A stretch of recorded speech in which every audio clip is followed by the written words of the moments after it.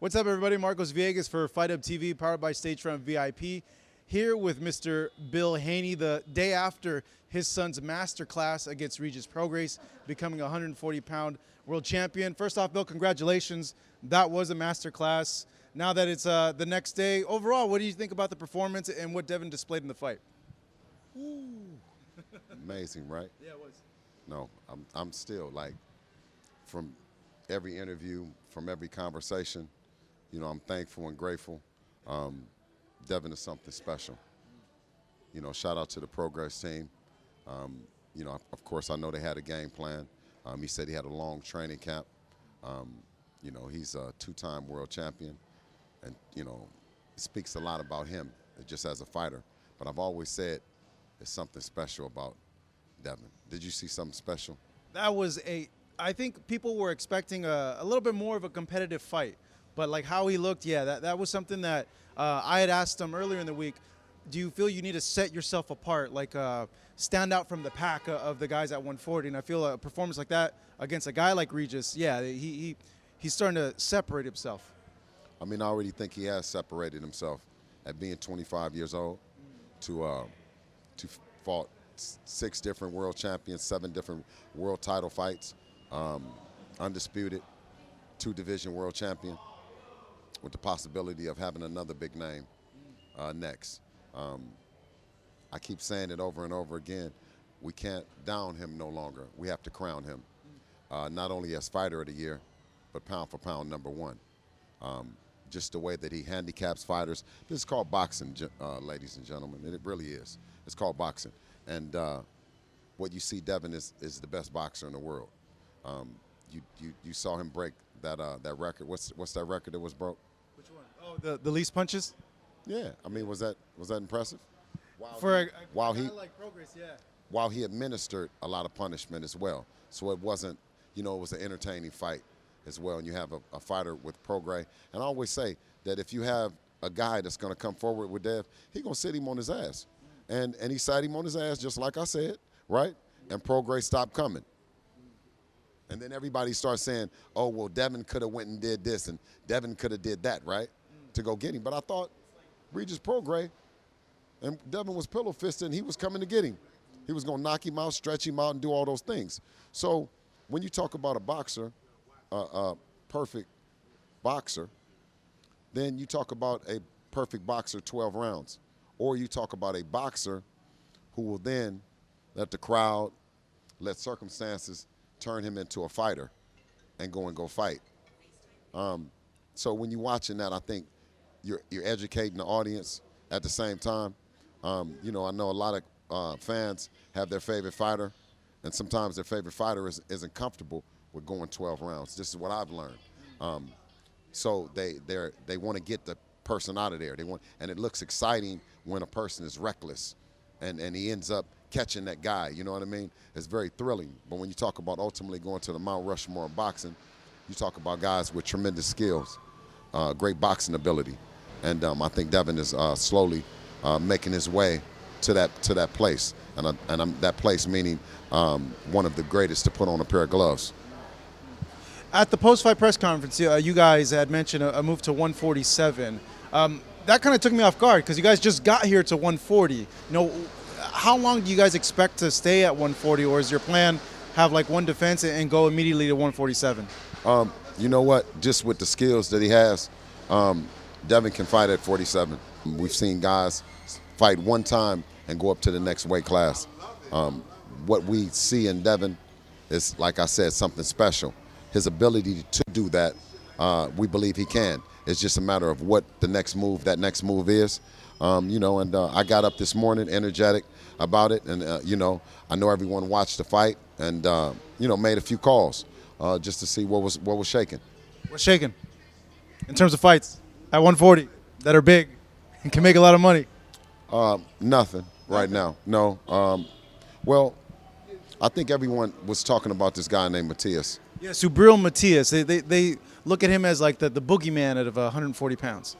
How much boogie he got in him, man? I don't know. Well, I mean, you know, I gave Peter Kahn a call about it, and you know, he didn't sound too much boogeyman to me at $4 million.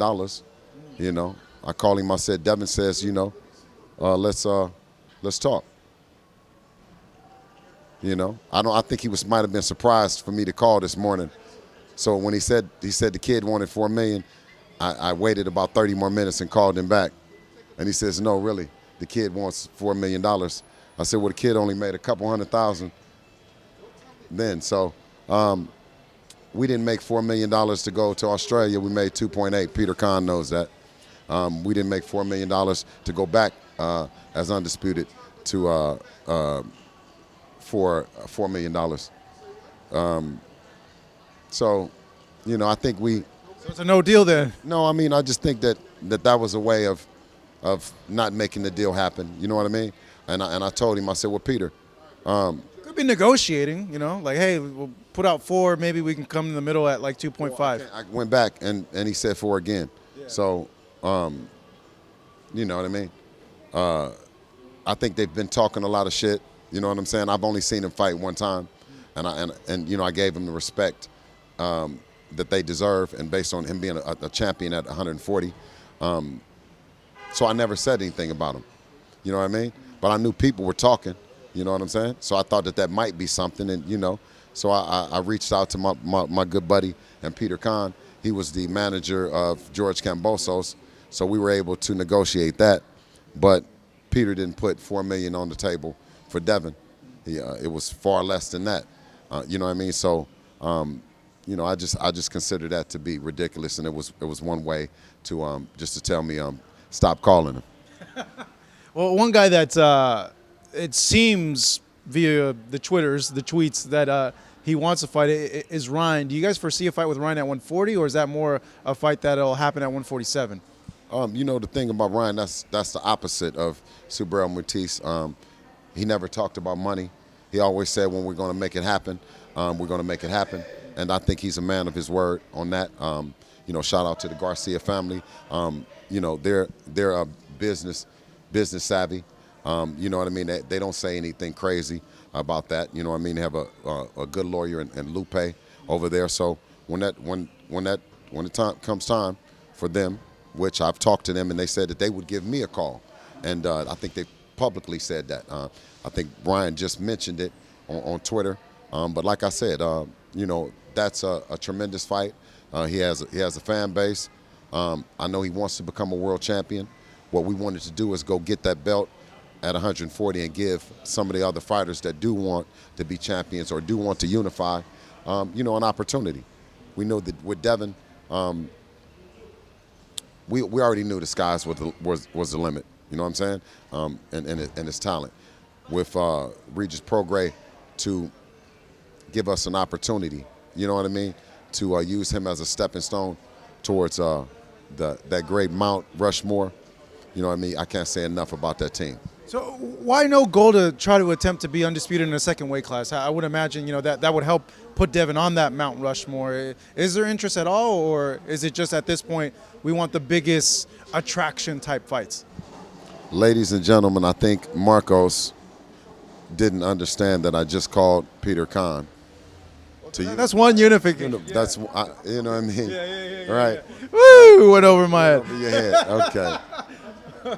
Okay. But you guys want to unify, but wait, I haven't heard that you guys said like your goal is undisputed at 140. Marcos, you just ran up on me after I talked to Peter Kahn. Let me continue to work. It's still Sunday. Okay. So you cannot say so. Take that statement back about us not trying to unify. No, I didn't mean it. I didn't mean it like that. But like, I'd asked Devin earlier in the week, and he seemed more interested at wanting fights at 47. Well, what I'm saying is because I made the call because of that statement that you just said, right? We knew that 147 is some big boys that's really with it. You guys kept saying Matias, and you were going to say this Matias. So I called him this morning so you guys can stop the bullshit. Devin will unify. He will do anything to make the biggest and the best fights happen, Marcos. That's all I'm saying, King. Teo is still there. There's a lot of history there. Me as a fan, outside of this, I'd love to see that fight. Okay, as soon as I get to Las Vegas, I'm going to the liquor store. I'm going. Yes, Bill, listen. You're gonna ruffle some feathers now. I'm not gonna ruffle some feathers. I'm gonna go by the liquor store and listen. And if he's not there, then we'll worry. Did you guys have any interactions, you and Teo, in the last few weeks? No, I saw Teo, but I'll keep that private because we reserved it, to settle it because it truly is the ultimate grudge match. And anytime that I see Teo Jr., I always try to say encouraging things. I would never want anybody to catch Devin by himself and jump on him, But the minute I see them together and me and Devin together, we on their ass. You hear me? Going back to Devin being at 140 and then transitioning to 147, how much better do you feel that he can be at 47? He looked a lot stronger. He just overall looked better. I don't know how much the weight was affecting him at 35, but he looks so much better 140. But how much more better do you feel he can be at 47 now that he's growing into these weight classes? I don't know. I mean, you've been watching this sport a long time. If you don't get touched by the best guy at 140, then obviously, you can take a look at 147 with no disrespect. Who catches your attention at 47? The 147-pound division catches my attention. Is there one in specific, like a guy? I know the king of the division at 147 is making his exit, and it will be a void that need to be filled at 147. So we're looking at it. Of course, the outside of Terrence Crawford, Jerron Boots is the best fighter in the division. You have Mario Barrios, who's at the top of the division as well. You have Keith Thurman, who's a veteran in the division. So it's all kind of options and all kind of ways a young fighter like Devin can go, and they're all make for exciting fights. Man, Boots and Devin, it's a hell of a fight. Oh, absolutely. It's a hell of a fight, man. When you look at everything too, Bill, what would it mean for you to come back here, to bring Devin back here and get that victory and get that win, and really kind of, I've been here before. I think the only time I've seen an arena packed out here in San Francisco was when Andre Ward fought Chad Dawson, and that was pretty packed. But this one, sold out or was it packed? I don't know the facts on that, if it was sold out or not, but it was pretty packed.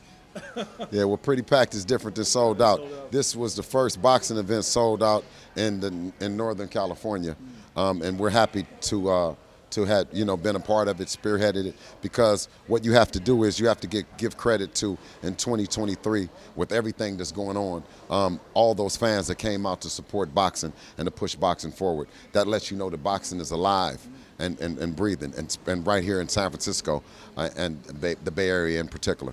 So, Devin, world champion, undisputed 35, world champion at 40. You guys have hopes that he becomes a world champion at 47. What's the end goal, for Devin, you see, in terms of weight classes? Do you see him finishing his career at 54, at 60?